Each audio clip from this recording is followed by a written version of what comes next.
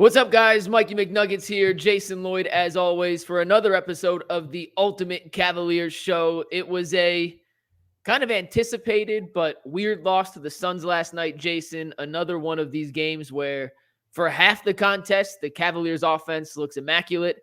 The other half of the contest, it looks pedestrian.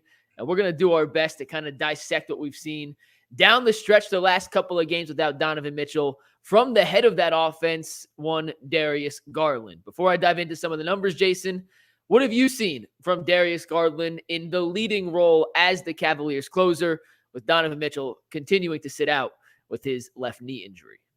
He just hasn't had a very good year, right? Like, it happens sometimes. Guys just struggle and don't have a great year, and that's sort of where Darius is right now. And the one thing I sort of noticed last night was Darius had a phenomenal first quarter. Everything he was putting up was going in.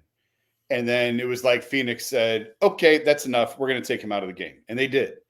And when you are an undersized point guard, that's what happens. When they blitz you on pick and rolls, they can force the ball out of your hands, and they're going to force someone else to make a play.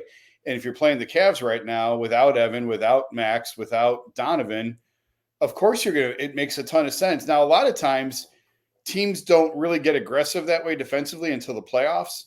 But Phoenix turned it up the other night. Frank Vogel obviously is a pretty good defensive coach, and he dialed it up on the Cavs, and they said, nope, it's not going to be Darius. You got to find somebody else. And given all of their injuries, the Cavs struggle to find that somebody else. Yeah, and it's a good strategy if you're trying to beat the Cavs right now. It's who outside of Darius can be a playmaker, and some of the lineups that JB has had to put together because of the limitations with injuries have frankly been kind of wild, Jason. At one point last night, they had a Craig Porter Jr. I tweeted about this, but they had Damian Jones and Jared Allen as the two bigs on the court at the same time, which should never happen in the history of the world. I don't care who you got healthy. JB, you got to find someone else to put out there alongside like a Curro, Craig Porter Jr., and Karis LeVert. It just was a weird lineup. But yeah, I was diving into some of the numbers, Jason, and I found a couple that I think have been fascinating. So let's start big picture, then we'll crunch it down to the last 8 games when he's been relied upon as the closer with Donovan out. But on the season, Darius has played 38 games where he's played in the fourth quarter. So if he didn't play because they were winning or losing, that's excluded. He actually has the best net rating of any starter on the team in the fourth quarter. +10. He's got a 114 offensive rating, a 110 defensive rating, an effective field goal percentage of 53.5, a 57.5 true shooting percentage, which is pretty damn good. Yeah. Pretty damn good. Now here's the not so good part. That's all with, or for the most part, with Donovan Mitchell on the court with him, when he's not the primary closer. Since the Bulls game on February 28th, now Donovan did play in that game, but that's when he wasn't Donovan. We were all like, he must still be sick, back-to-back, but he let Darius do all the closing, and then he's missed the next 7 games. So including the Bulls game, this accounts for fourth quarters and overtimes, because they've played in 3 overtime periods, 2 against Chicago that night, 1 against Minnesota a few weeks ago. In the fourth quarter of games since February 28th, Darius's offensive rating, just 97.2. That's a 17.2 drop-off from his overall fourth quarter rating. His net rating, a -3.8. That's a 6.2 drop-off. His effective field goal percentage, 34.6, 13.5 percentage points lower than his season total in the fourth quarter. His true shooting percentage, 36%, a 21.1% drop-off rate from his total season total in the fourth quarter. His turnover rate, 19. That's up 7.5% from the fourth quarter. And frankly, the scoring numbers have just been bad. I put a little bit this together, but in fourth quarter and overtimes since that day, he scored 27 total points. He's 10 of 32 from the floor. NBA.com says he took 33 shots. I went back and counted and watched each fourth quarter. I don't know where they got an extra shot. I counted 10 of 32. He's 5 of 17 from 3. He's gotten to the free throw line just twice. He's 2 of 4 from the free throw line. And his 9 turnovers during that stretch, Jason, lead the NBA in turnovers in the fourth quarter and overtime. And at the end of the day, numbers don't say everything, but I'm trying to figure out a number that defends why Darius Garland should be their lead closer right now, other than the fact they have nobody else, because he's had opportunities, and we'll show you some video clips in a sec.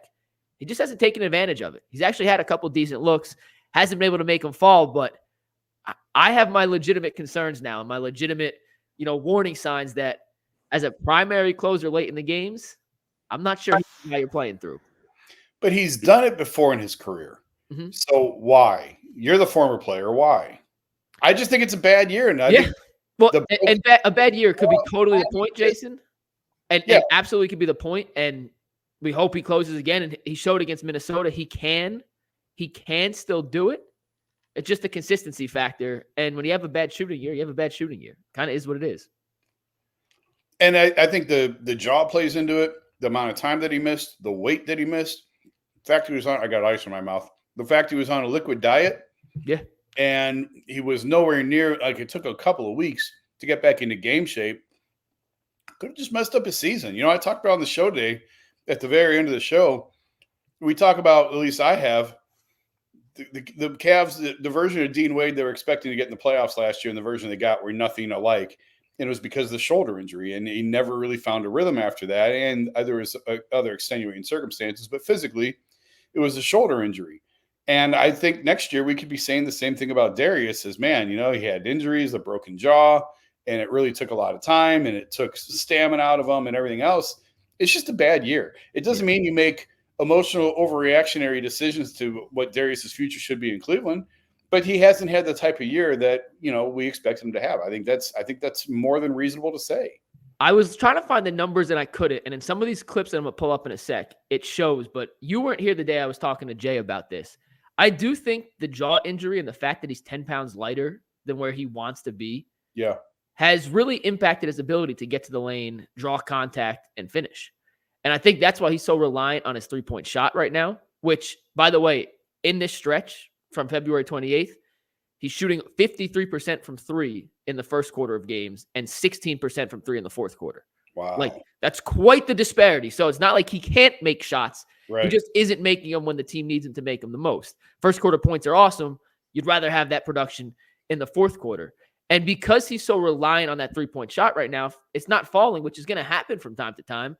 He becomes not useless. That's not the right word, but he just becomes neutralized. Yeah. And one of the things Darius was great at in his all-star season and even at points of last year was getting into the paint, drawing defenders, and then the defense has to make a legit decision. What's more dangerous, a guy open in the corner or Darius in the paint with his layup package, his floater game, all that? Last season, they had no shooters, and he was still finishing over guys. And this year, they have shooters, and they're making Darius try and finish. And his field goal percentage around the rim this season, his field goal percentage from two, just isn't where it needs to be the threat the Cavs need him to be late in games. And I think a lot of it plays into the fact that he's just not confident in his ability to take a hit, bounce back up like he was in the past because he's 10 pounds lighter from not being able to eat solid food for 2.5 weeks, 3 weeks, whatever it was. Yeah. So I do think it plays a bigger factor than people are giving credence to. Yeah. And, you know, we talked about it in the end of the show and into overtime. And, you know, part of the frustration with the Cavs is the fact that because of the injuries, because for a variety of reasons, they don't really have a set rotation. They don't know what their closing lineup is. And if you're in a 3-point game in the playoffs with 1.5 minutes, 2 minutes to go, I'm not 100% positive Darius has to be part of that lineup. And I can't believe I'm saying that because I wasn't thinking that way even a month ago. But, you know, we talked about on the show today, I think my closing lineup is probably Donovan, Strus, Okoro, Dean Wade, and Jared Allen. And it doesn't include Darius or Evan Mobley right now. It's just been a weird season. It's just, and again, doesn't mean you're down on them for the future and what they mean to this franchise. It just means it's been a really weird year. They've both been beat up. They've both had a lot of injuries. And it's just sort of, you know, when you get to the playoffs, you got to play with the pieces that are hot. You got to go with what's working for you. And right now, again, we still have a month to go. Things could change. But that's sort of how I feel about it as we sit here today. Yeah, I still think he has to be in there just as your secondary playmaker because what we saw Phoenix do last night to Darius in the fourth quarter, which was blitz him off the screen, they had Craig Porter Jr. as that secondary playmaker. And I love Craig Porter Jr., but in the playoffs, I just can't trust him in that situation. I'm not sure I fully trust Dean Wade or Max Strus or Okoro yet to be playmakers, and that's where Darius kind of comes in. But we'll see. We'll see. I got a couple of plays I want to show you, Jason. Just a couple of things I liked and I didn't like from the game against Minnesota. And I'm going to have to change the background real quick because the system makes us do that. But all right, if we do this, Jason, we do this. Let's bring on. This is a full possession from the end of the game against Minnesota. They're up 1. This is a terrible possession, in my opinion, by the Cavs. Darius sets a screen. He's got Jaden Daniels on him, who's a really good defender, by the way, one of the better defenders. And I'll pause it right here. There is 6 seconds on the shot clock. Darius Garland standing on the top of the key near half court. With 6 seconds on the shot clock, it's tough to get a great shot. At that point, he just dribbled for about 10 seconds. He just dribbled in and pulled it right back out. Well, they're going to try doing the same thing. Similar result. McDaniels plays good defense. He gets it to LeVert in the corner with 2 seconds on the shot clock. I'm going to play this again. He misses the shot. Just keep an eye here on Caris LeVert, Jason. He slices through the middle. Yep. He doesn't move the entire possession. This is all Darius, all ISO, pick and roll ball, try to figure something out. Yep. Nothing probes. I'm fine turning it back, set it up again. Let's get some more movement. But this is overall not just on Darius. No one else moved. You're asking Caris LeVert to do something that's very difficult. That was one of the big knocks with Russell Westbrook. He has the ball for so long. Yeah. You're going to get it with 1 second left. You don't really have an option. It is what it is. They tried defending him in the same pick and roll with Jaden McDaniels again earlier in the or later, in the fourth quarter. And McDaniels is a really, really, really, really good defender. Like, keep this in mind. He's being guarded by one of the best perimeter defenders in basketball. He's 6'8" with long arms. Darius, not a bad shot. Also, I don't love that down 1 with 40 seconds with 16 on the shot clock. I just think you could get a better shot. And I'm going to show you the good in a second, which is what I want to see more from Darius. And here's the last possession of the game in regulation. Screen, you get a switch with Naz Reid here. Let me tell you, Darius should be able to get past Naz Reid anytime he wants, which he does in overtime. I'm going to highlight that in 1 sec. He goes side to side too much here, in my opinion.